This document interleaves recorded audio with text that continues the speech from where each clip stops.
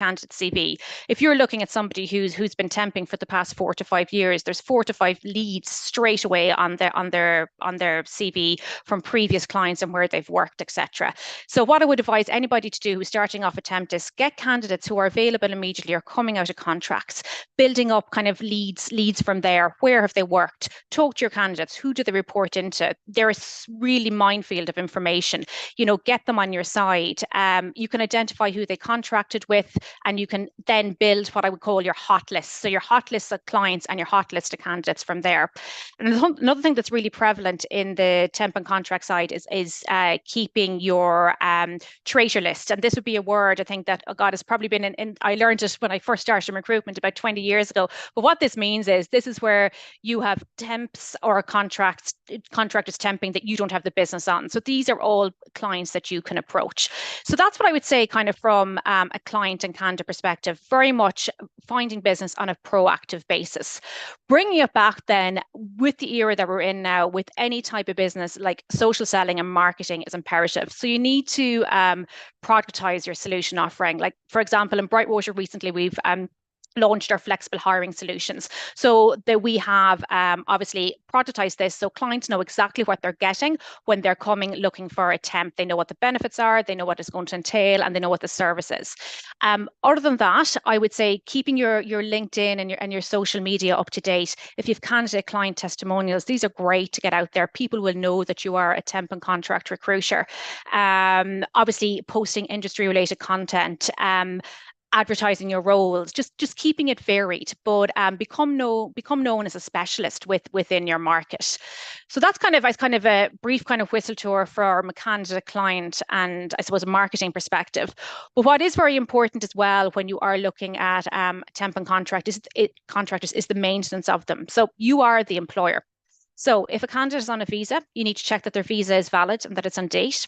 You need to complete references on your candidates, and you also need to ensure that if they have the specific qualifications. For example, if it's a qualified accountant, that you have viewed their qualified accountancy license. There's also the concept as well, which is important when you're building up a temp and contract desk, of looking at starters and finishers.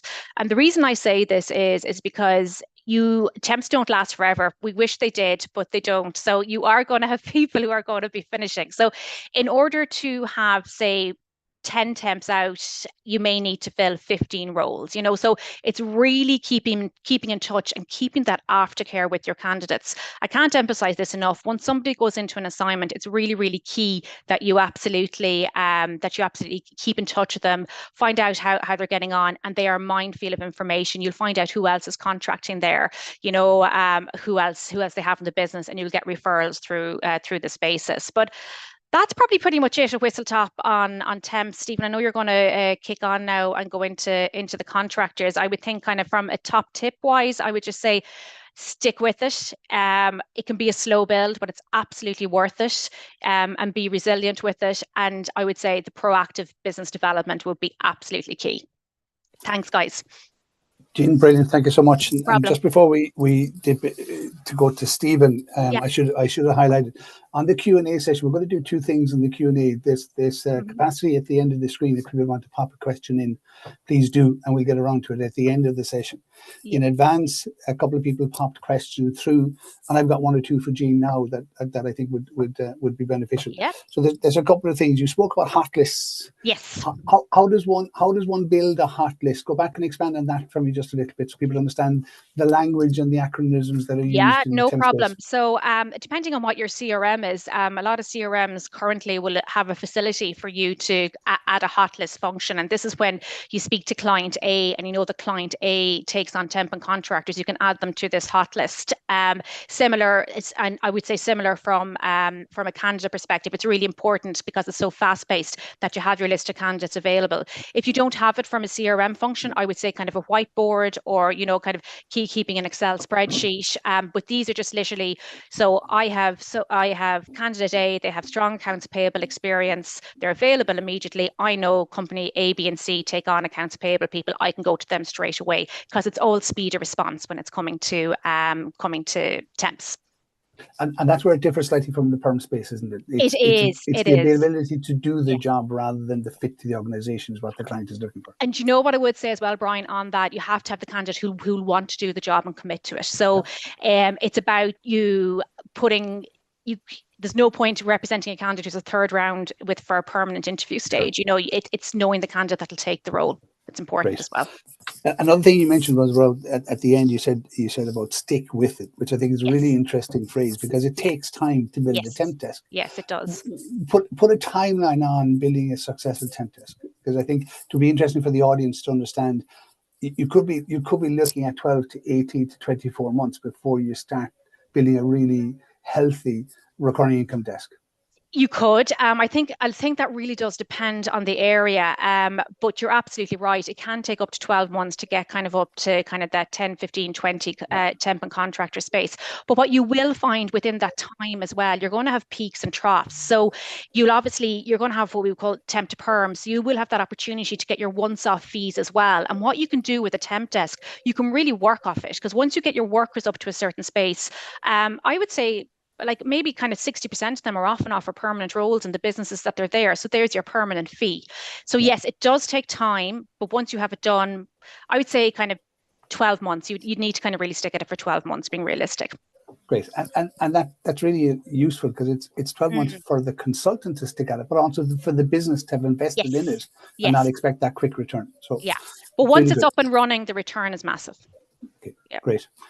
Thanks, Jean. And again, just to reiterate, if people have questions, pop it into the Q&A piece. Moving to Stephen, and Stephen's going to talk to us about the contractor space. Stephen, over to you. Thanks, Brian, and thanks, Jean. I think you've taken half of what I was planning.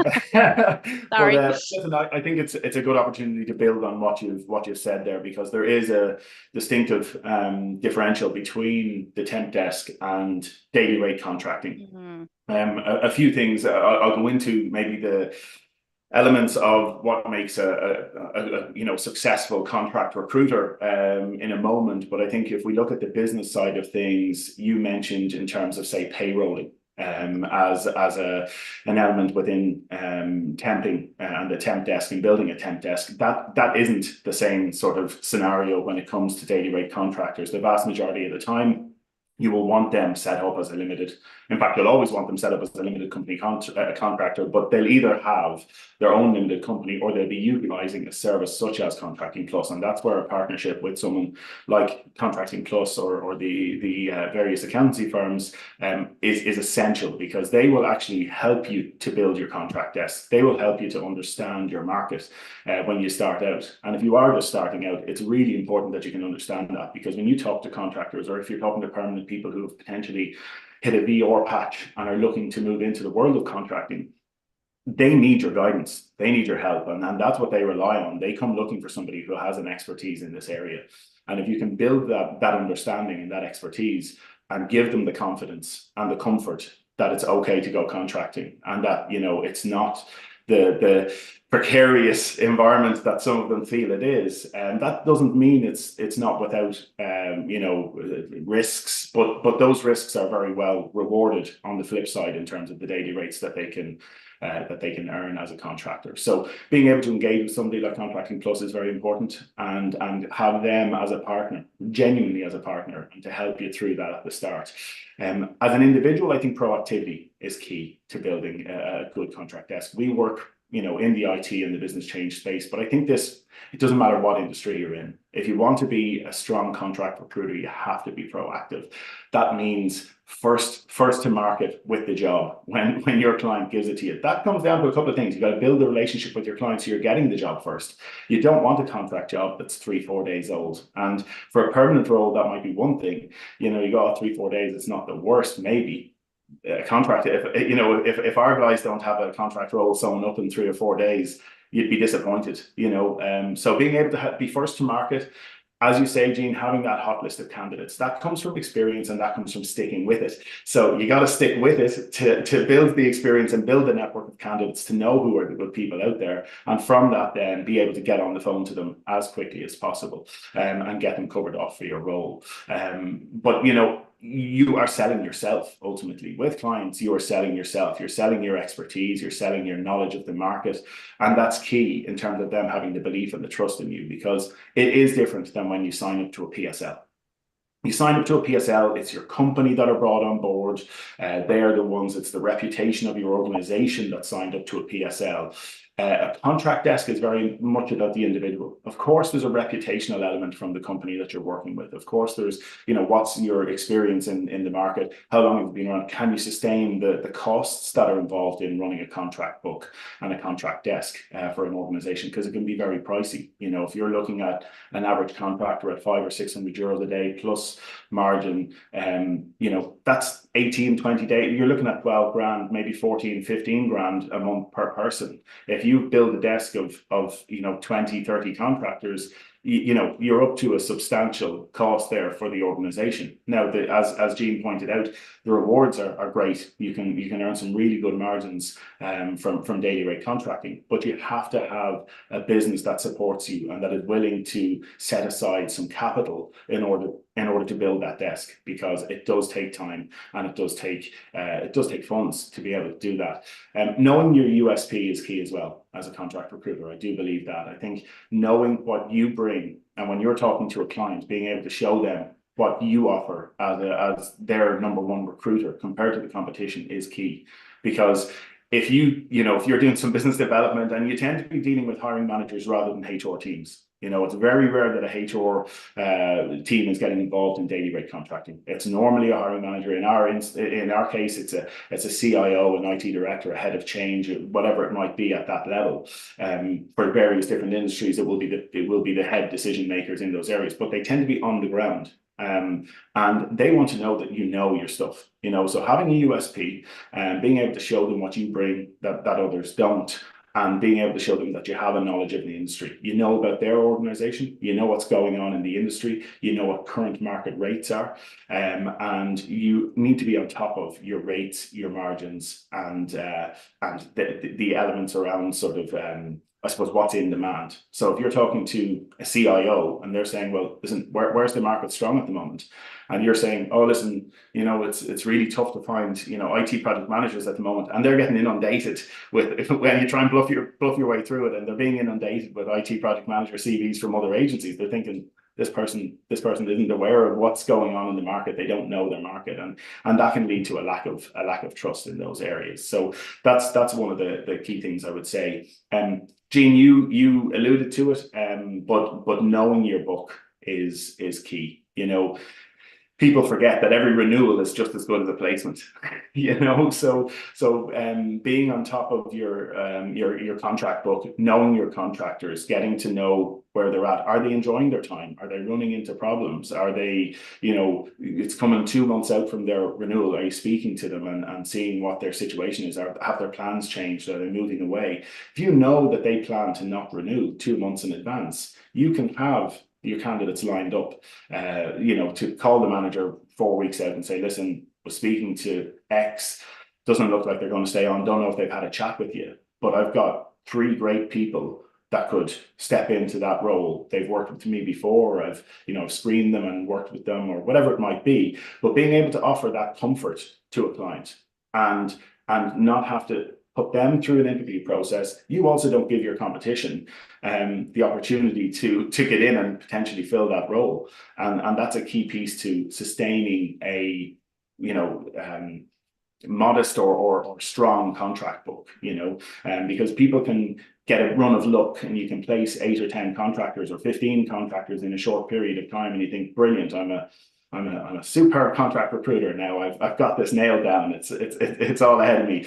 And all of a sudden you get a call from a client that says, listen, this project is finishing up in 4 weeks, and 80 of your people are finishing up. And it can be, I've seen it happen when people start out in contract. Yeah, no one likes that call, Jean. No one likes that call, but it can be soul destroying for somebody who hasn't built themselves a pipeline and hasn't got themselves mentally prepared for the ups and downs of contract recruitment. Because it is we all know what it's like to get a call on a Friday evening from a candidate who tells you they're not starting on a Monday morning after a 2-month or 3-month notice period, and you want to go and have a chat with them. but in terms of the contract side of things, it can be that multiplied by 5, 10, 15, depending on how programs and projects are being spun up and spun down. So knowing what's going on within your clients and being on top of that, knowing what's going on with your candidates is just as important, because as I say, if you've got a 6 or 12-month contract, every time they renew, barring an unfortunate fallout, it's just as good as a brand new deal. And you've not had to do any of the work ultimately. You keep a relationship going, but you've not had to go out and slog it out with 2, 3, 4 other agencies to place people in those roles. And Brian, I'm mindful on time here, so I don't mind picking up some other stuff on Q&A, but I do know Jen obviously wants to come in. You wanted to leave some time for Q&As. The one thing I would say on visas, just very briefly, is it is a little bit different again in the daily rate contracting space, because anybody outside of a stamp 4 and a stamp 1G is not going to be able to work in an IT contracting capacity, or sorry, in a daily rate contracting capacity. So being mindful of how long people have left on their stamp 1G. The last thing you want to do is put a contractor in who has 4 or 5 months or even 7 months into a 6-month contract, and the client has no hope of being able to renew them.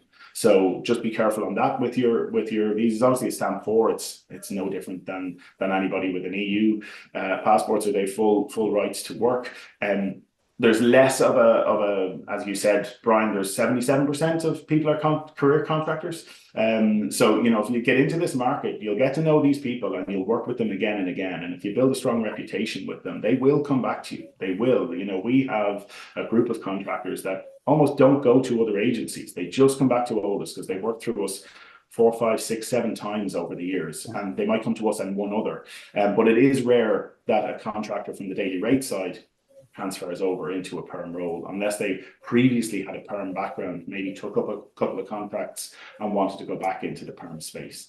And the other thing I would say is to people, just be mindful of contractors who have continuously bounced. If somebody's lasting 3, 6 months, wherever they are continuously, there's probably a reason for that, and just be careful of it. You need to set yourself up for success. If you're going to do this and stick with it, as Jean finished off by saying stick with it, I would say so too. It takes time. I would say more than 18 months to build a strong contract recruitment desk that you can actually stand over and that has resilience to it. Brilliant, Stephen. Thank you very much. I have a couple of questions, and there's some questions coming through the Q&A, which we'll get to after Jennifer. Yeah. But a couple of observations. My experience over the last number of years that recruitment has become a bit transactional. We've lost the skill and the art of being consultants and being consultative, either with clients or with candidates. If you're in a contractor or indeed or a temp desk, it's the core nuance of why we all got into recruitment. It's that combination of you're acting as a consultant, a business expert, a business advisor. People are trusting you with jobs, with earnings, with career and career pathways. It's based on relationship. As you say, you have relationships with your contractor book, you have a relationship with your hiring managers, because HR tend not to be involved. Mm-hmm. That becomes a more fruitful relationship than trying to work with HR people, because they're dealing with so many other agencies. Whereas if you build a relationship with the HR manager, it tends to be more meaningful. It's the tenacity piece, it's the USP piece, it's the commercial knowledge and the commercial nuance and how to influence. So is that what excites you about a contract desk, that it's the combination of all of those things rather than just being somewhat transactional? Yeah, absolutely. But I love the interaction with the client and with the candidate, and feeling like I suppose that there's an element of a deal maker in it, if you know what I mean by that, in terms of it's so fast paced. That's what I genuinely love about it. So we're a little bit different. We don't have verticals in Olis. So, I work permanent and contract recruitment, but predominantly contract because of the speed at which it turns around. So you can engage in a process, be full on with it, get it done, and have somebody placed in a matter of 2 or 3 days, compared to the length of time we can take to set up people's diaries. There's an element whereby you want to work with a client whereby they understand the timeframes involved as well. And you're saying, listen, if I'm going to put everything else aside and work on these roles for you now, I need to have an agreement from you. You come back to me within 24 hours on CVs. We have interviews the following day or the day after that. In fact, give me some slots now in your diary on Monday and Tuesday next week that we can preempt. So there's that side of it. Yeah, I love the speed of it. But also, I also love the engagement that you get from it. Yeah, absolutely. Great. There was a question that came through in advance. Need more clarity about an umbrella company. I know we'll touch this with Jen as well. But can you just give a brief explanation of what an umbrella company is and how it might operate in the contractor space? Watch Jen. Her eyes will roll as I attempt this now. But I'll put you on the spot first, and then we'll go to Jen for clarifying.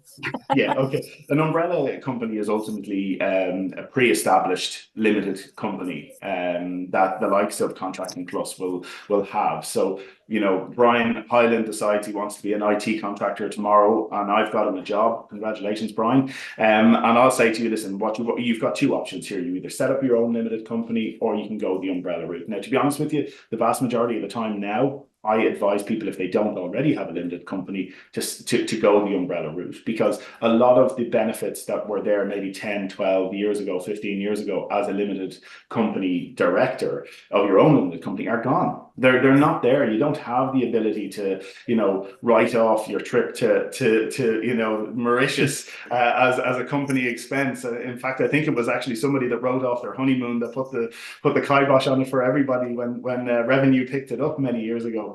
But ultimately, an umbrella company is a pre-established company that allows an umbrella company, or sorry, an accounting firm like Contracting Plus to manage the entire process for you. So they will be involved in, you know, you upload your time to them. They'll manage the timesheet process. They'll send the invoice to the recruitment agency. They will pay you into your personal account, because as a contractor you cannot be paid into your own personal account. You have to be paid into your limited company account and then transfer the money across. So they offer that process. They also do your taxes at the end of the year. So when I'm going through the multiple benefits of having an umbrella company, the other thing I say to them is revenue are forever changing what their legislation is and what they want from people. If you own your own limited company, that liability falls with you. It's up to you to understand what revenue changed. They're not going to come and tell you. You're responsible for this. You're meant to be a business owner, not just an individual, ultimately in their eyes. So from an umbrella company point of view, that falls back to Contracting Plus, and it's their responsibility to keep on top of what's happening with revenue or any changes that are made in the legislation. And then they will bring them to you and explain to you, okay, these are the changes that are happening. This is what it's going to make a difference for you, positively or negatively. But at least you've got somebody has your back ultimately, and they take I say to contractors, you go and do what you're good at, let them do what they're good at, you know, and it makes life easier for you. Great, thank you. Another question. How did I do, Jen? Great answer, Stephen. Great answer. I think you touched on all the right points. I think from, you know, an umbrella company perspective, what's also good to know is that it's really, really quick to set up. You have all the insurances in place.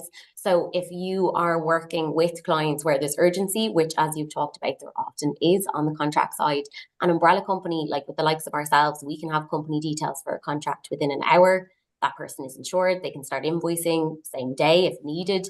And I suppose for the individual as well, I think an umbrella company allows me to start that contracting journey. If I'm coming from a permanent position, you know, and this is where we get a lot of questions, is how do you encourage candidates in permanent positions to look at contracting for the first time? I find that an umbrella company, because there's so much support, because it's so easy, because it's so quick, because it's step in, step out, I'm insured, I'm covered, it's a much easier transition than the thoughts of setting up your own limited company and your own business, even though we still do it all for them. It's just that perception of kind of getting the next step covered.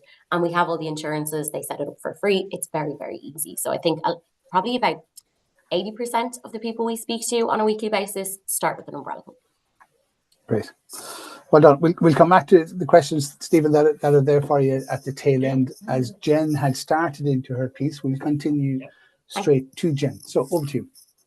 Thanks, Brian. I think Stephen and Jean have covered so much of it. But I think contracting does offer a lot of benefits. It offers benefits to you guys in terms of widening talent pools and going to clients with additional solutions, creating recurring opportunities. It offers benefits to your clients in terms of scalability, agility, the fact that they can kind of, I suppose, respond to the market, respond to the project demands. They can get access to that top talent. And then it also offers a lot of benefits to candidates. So I suppose the piece really, the takeaway for me is that contracting offers a lot of really good opportunities for people. And I suppose in thinking about today and what I might share and what I often get asked about, I think one of the key things I get asked about all the time is how do I encourage a candidate to consider a contract opportunity, you know, especially if they're a permanent or have been, you know, working as a permanent employee. And there's so many benefits that I could talk about. There's the fact that they get paid a higher rate of pay. There's the flexibility in how and when and where you work. There is career control. But I think it always comes back to, and what Stephen talked about there and Jean also mentioned, was understanding your candidates. You know, it's all about their motivations and asking really good questions so that you can understand why they're making that next move. So for example, I spoke with a contractor there a couple of weeks ago, really highly skilled individual, highly experienced. The next step for her is to move into management and leadership, and she has absolutely no interest. She's very, very good at what she does. She doesn't want to manage people. So contracting offers her that opportunity maybe to take a bit of a sidestep and try something different and continue to kind of experience new environments and new challenges without maybe that traditional career path. I had another contractor on the flip side, a very young engineer who basically is looking to build as much experience as possible in the next 5 years. So the 5-year plan for him is work with as many different teams, as many different softwares, as many different projects as I can in the shortest period of time so that I can make myself really attractive from an employment perspective and profitable. So his motivation, I mean, while the rates are great and we can talk about the financial benefits, his motivation is actually all about gaining experience and upskilling. So I think it's really knowing the candidate and what it is that's going to motivate them to move. So good questions. And I suppose to follow on from that, one of the things that I would look at then is the flip side of that, you know. So if you know somebody's motivations for making a move, it's also really helpful to understand what might make them not make that move. And so when it comes to kind of objections or hurdles that you might have with candidates, I think a large part of it comes back to that fear of the unknown. Totally understandable. I've never done contracting. You're now talking to me about a limited company. This sounds terrifying. Where do I go from here? It's an understandable reaction. And, you know, it's a big part of why we exist, I think, in terms of just the peace of mind and the reassurance that we bring. So much of what we do is we explain how contracting works, and we explain how simple it is to do. And I think really we give people the reassurance that this is what people are doing. This is what your peers are doing. Setup is quick and easy and free, as I've said. So that would be probably one of the other things I would say is understanding the motivations people have, and then also potentially what might stop them from taking the contract role. And mortgages is and has been, I don't think I've had a conversation in the last 4 years where somebody hasn't mentioned the word mortgage. It is one of those big hurdles, I think, that exists, especially when people are looking at self-employment or contracting for the first time. And I think a large part of that is because there's so many myths out there. I can't get a mortgage if I'm a contractor. I have to contract for a minimum of 3 years. You know, there's so many misconceptions. So contractors can and do get mortgages all the time. That would be a key takeaway. We last year we have an in-house mortgage broker, Mortgage Navigators, and they are absolutely inundated, which is fantastic. With so many people who are now being successful in getting the right advice, going contracting, getting a mortgage, being able to get through that application, and then the successful kind of drawdown. So those are probably the motivators, and then maybe some of the hurdles that you'd come across with candidates. As Stephen said, it's so fast paced, it moves so quickly. So getting everything set up from the right way from the beginning is incredibly important. You know, and Stephen mentioned it, but ensuring that your contract talent is engaged through a limited company is so important. So the contract needs to be with the limited company. The limited company has insurances. You pay the limited company. The limited company pays the tax over to the revenue. So it really protects everybody, really. It protects your client, it protects you, it protects your candidate. And I suppose it also offers people a lot of good financial benefits. So having a limited company means that you can claim business expenses. You know, people are working from home, people are working in a hybrid capacity. If you need to set up a home office, you have the ability to claim some of those home office expenses through your limited company. You can set up really tax efficient pensions as a contractor. Huge motivator for a lot of senior candidates actually to go contracting, where they've hit that level of earnings where they're now just looking to really bulk out their pension. And there's some fantastic options there. So we've an in-house advisory team that will go through that with the contractors as well. So I think in terms of the setup, I don't want to get too much into the detail. I mean, I'm happy to answer questions if people want to know the ins and outs of different limited companies and umbrella companies. But I think like the key thing is actually, don't worry. That's where we come in. You know, we can come in, we can speak to a candidate, we can make it easy. We'll look after all of your onboarding and compliance documents and teams and get all those things checked off as well. So we're here really to kind of make it easy for the candidates and for you guys. Fabulous. Thanks, Jennifer. Great takeaway, great advice. I think it's really interesting when you look at the sophistication of the US, the UK, even the Australian contractor market. We're not there yet, but you've touched on some of the key barriers that seem to exist at the moment. That fear of security, that fear of career pathway, that fear of being able to secure a mortgage. And you know, with your help and with what you're doing in the market space, I think it's educating the market more. Yes. So there's a question behind my statement is, how do we continue to educate the market so that contractors aren't as afraid as they are? There's a reluctance there at the moment, number one. Number two, how do you think the contract market is going to evolve over the next couple of years? So to your first question, I suppose I think information is really key. So Ireland's project economy, some of the stats we mentioned earlier around, you know, the fact that organisations have 10% of their workforce as contractor talent, the fact that the blended workforce is here. We know that almost 80% of contractors are career contractors. A lot of that information actually comes out of Ireland's project economy, which is a report by Trinity College and that we sponsor. And I suppose really the motivation for that is to get independent research into the sector. Because as you say, Brian, look, Ireland is not where the US or the UK are in terms of kind of having that information around the sector as a whole. So that report is great from allowing us to understand, you know, what's happening in the sector. So where is the talent? What are the average, you know, lengths of contracts that clients are offering? What are the clients' concerns about engaging contract talent? What are candidate motivations? So if people are looking for information and doing that first research piece that Stephen mentioned, you know, to show up with your clients with information, I think doing the research, knowing your industry, that report's a great help, I suppose, in terms of trying to get some more independent advice. I think as well, asking really good questions.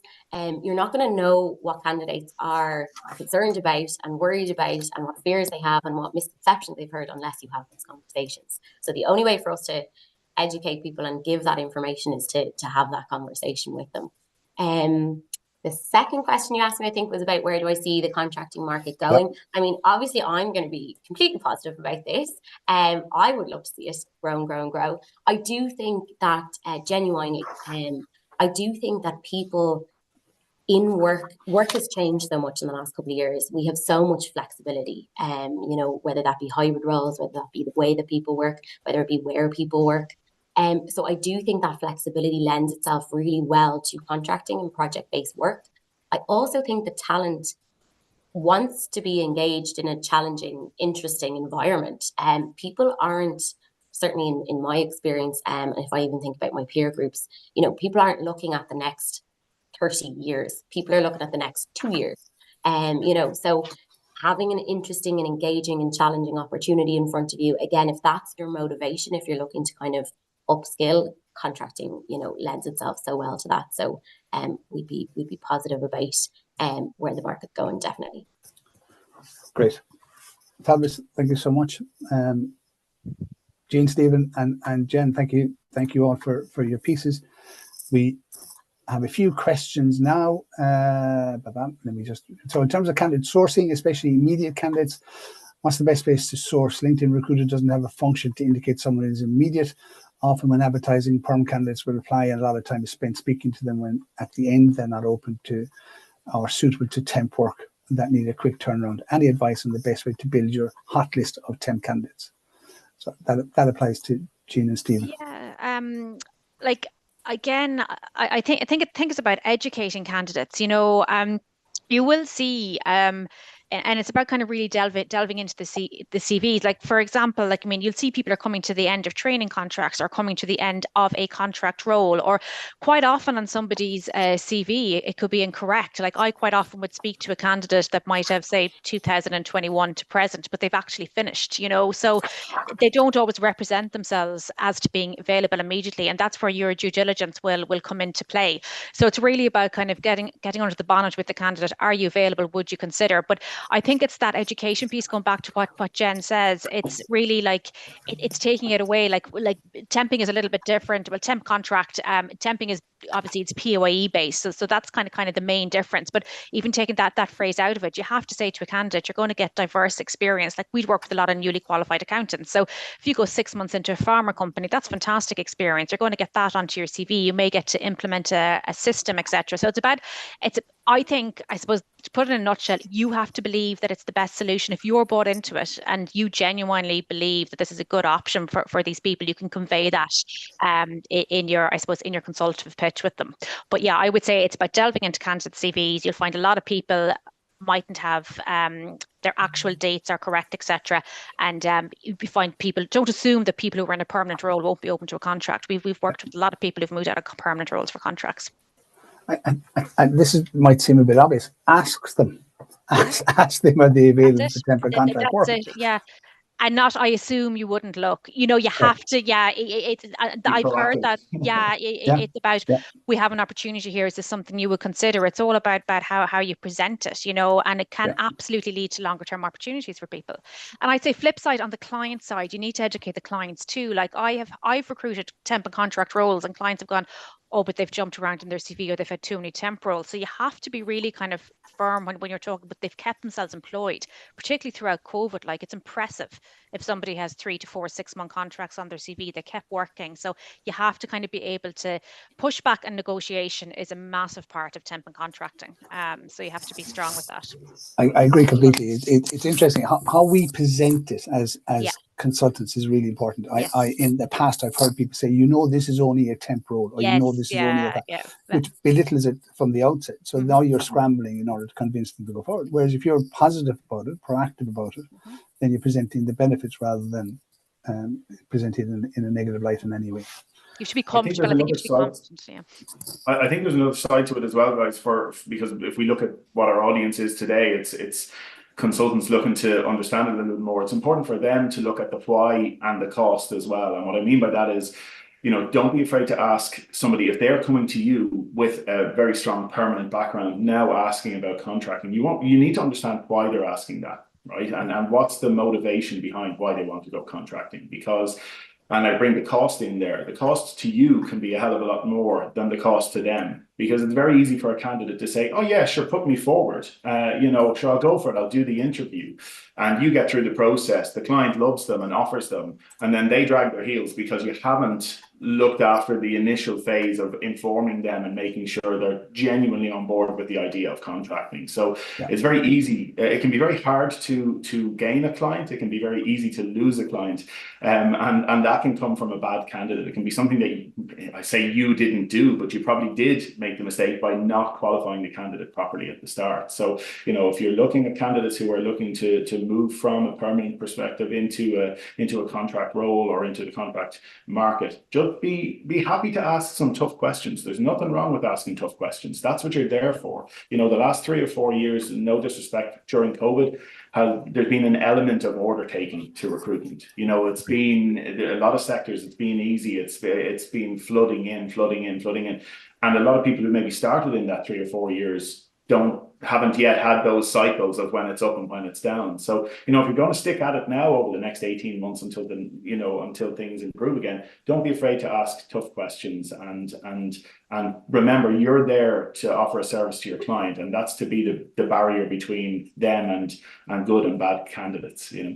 Great advice. We can always sorry to say as well, Brian, like, we often get calls from people who are just at that very early stage and they want to understand what contracting is, and they don't, you could be offering them a daily rate of 450 per day and they don't maybe know what that actually looks like as a take-home pay. you know, if you've never contracted before. So we're here to support that as well. So if you do have candidates where you feel like, look, they're saying they're interested, but let's qualify this a little bit more, let's get them the right information, we'll talk to them at any stage. You know, we can have a quick call and we can explain what it is and give them that kind of reassurance about the rates and reassurance about the take-home pay. So if that's of value, obviously, just to mention that we're happy to do that. They don't have to have a contract. We'll talk to Great. them. There was a question around the Trinity report. What's that titled again? Yes. If someone could define Ireland's Project Economy. What I'll do is I'll send it on. There's we're now in, so actually the report is going to come out this April. It'll be in its 4th year. So we've 3 years of information, which is great because obviously now you can start to build those trends. But it's called Ireland's Project Economy. So I'll pop a link actually into the chat box there for anyone. I'll pull it up there now and I'll pop it in if anyone wants to look at it. Yeah, it's really impressive. Yeah, it is. I agree. And the more we all contribute to it, the more meaningful it becomes year on year. Absolutely. So really good. Stephen, a specific question. What's the average contract margin that recruiters seem to be working at currently? Very specific question, but share what you can. Yeah, I suppose it depends on the client. You know, sometimes you'll be in an MSA where a percentage is set by the client, and you've no choice about it. You either get on board or you're not part of the panel. Yeah. The other side of it really depends on the actual day rate of the contractor. So I suppose you're probably looking at somewhere between 12 and 15, 18%. It can really depend on where you're at with the client and what sort of volumes you're receiving from that client as well, you know. Okay. I try to be as transparent as possible with my contractors as well, though. You know, I find that has helped over the years. You know, back in the day, you were always worried about them knowing how much money am I making from this. You know, they'll think I'm making. But you know, actually, if you just say to a contractor, listen, this is your cut, that's my cut. The client knows both. We're all in this. You know, there's no major hidden elements to it. I think it's actually, it can be over time a very freeing way of having those conversations around rates, because sometimes when it comes to extension or comes to increases that contractors are looking for, clients are going, well, how much of this is you asking and how much of this is the contractor asking? And I have a habit of not taking extra margin on rate increases as well. So I'll tend to say, listen, the contractor wants 50 quid a day more, it's all going to them. They're getting the whole lot, just so we're clear on this. Very good. And it is interesting because with temp agreements, they tend to be fixed rates. The rates are agreed. They're either standard terms of business or they're PSL rates that have been agreed. There's a bit of flexibility with the contractor. But the reality is, if you're looking to build a long-term contract desk, you got to put them first, not us. It's not a short-term business. You have to cover your costs. So that's the other thing I would say, Brian. And I've seen that happen. I've seen some agencies suffer last year, and it was because they maybe got sort of sucked into these large agreements with, you know, I won't label all, you know, multinationals, but sometimes these agreements with multinationals can be very cumbersome and not very profitable. You know, the amount of time and effort and the amount of demands that they have for very low margins can sound great if you're getting volume, but you nearly sell your soul to that company. And when they make a decision at a higher level, maybe outside of Ireland, that impacts your entire contract book, and all of a sudden a company can be in trouble. So, you know, if you're a contract recruiter, don't necessarily be sort of see everything shiny and think it's, you know, it's beneficial. Study it, make sure it works for you. You've only got so many hours in a day. Make sure that those hours work for you and that you're actually benefiting from it and giving a good service to your client. And if you're giving a good service for a client, don't be afraid to charge a fair rate for it as well. Yeah, I think it's an area you can be quite competitive. Like I agree with you on that. You know, you can be outside of PSLs, you can be competitive, and you need to go back to your client and let them know they're only going to be paying for hours worked. You'd often get the objection, "God, that's really expensive if I took on a permanent person," which they obviously can't. So it's really about educating your client on that and bringing it back to rates and margins on the temp side. You have to go by the Agency Workers Directive now. So your rate to your candidate has to be comparable to what they would be paid on a permanent basis. So there's way more transparency, but candidates are really hard to find. So, you know, I think where possible, you know, I certainly would look at pushing competitive margins, you know, and I think it's important for us outside of PSLs. Good. I'm conscious of time. We've 8 minutes. We've two more questions to get through. So let me read this. It's in the webinar chat. I have a question around FTC 12-month scenario. I'm a daily rate contractor last 6 years. One recent role was insisting on 12-month FTC employee, not daily rate contractor. No interview yet. Our manager is saying once FTC employer, not a contract. It's only a 12-month FTC. I can't use an umbrella company for FTC, and I'm only temporary. Ends after 12 months. The advantage for me is the advantage is for the employer, not the employee. Is there a benchmark salary for FTC higher than perm, perhaps, as it's not a full perm role? Holidays are paid for FTC. Not sure if they pay pension contribution. FTC isn't so attractive, so don't want to leave contracting or stop existing pension, etc. Stephen, do you want to jump into that? Yeah, I don't mind picking up on that. Listen, an FTC isn't you know, it's often the worst of both worlds, and I know that can sound terrible, but you don't have the security of a permanent role. You don't have that sort of ability to maybe move within the organization and your time go towards maybe promotion and stuff like that. But you also don't have the financial benefits of a daily rate contract, because you tend to be paid at the same rate, or sometimes even a lower rate than what they would offer for the permanent role. Okay, and I don't think that falls in within what you're saying, Jean. Within the temping space, I don't think the Working Time Directive applies there either. Yeah, so it kind of falls in between two stools. So often an FTC is, a maternity cover, a paternity cover, a long-term illness, where a company doesn't have budget out of their own capex to spend on a daily rate contractor. What they then have to do is take the salary that person is potentially no longer receiving, say they're on a state benefit or something like that, and they've gained 50 or 60k back into their coffers, and they say, okay, we need that position filled for X amount of months, so we're only going to pay a salary and offer the bonus or the pension that goes alongside it. So I would say it's not an attractive proposition for anybody who's a seasoned daily rate contractor, because it is ultimately the worst of both worlds. But sometimes needs must. Sometimes you want to get a role under your belt and just get 12 months, or you like the project or you like the company and you take it. But yeah. Agreed. Good answer. Final question, just we can finish on time. What's your response to multinationals who won't contract past 11 months and recycle contractors on 11-month contracts? That's both Jean and Steve, I would have thought. Yeah. Do you want to go, Jean, or do you want me to go? No, go ahead. Yeah. Yeah, I have some views on it, and it's been one that's been around for many years, and I've fought many a client over the years on this, because there's a belief that after 11 months that this person will become, a permanent member, or have permanent employment rights, or have a claim against us. That's the whole beauty of the limited company. Okay, they're not even employed by us. They are an employee or a director of a limited company, which is then contracted to us as an agency, who then contract out to that company, that end client, right? So do they change their window cleaner every 12 months or 11 months? No. Do they change their catering company every 11 months? No, they don't.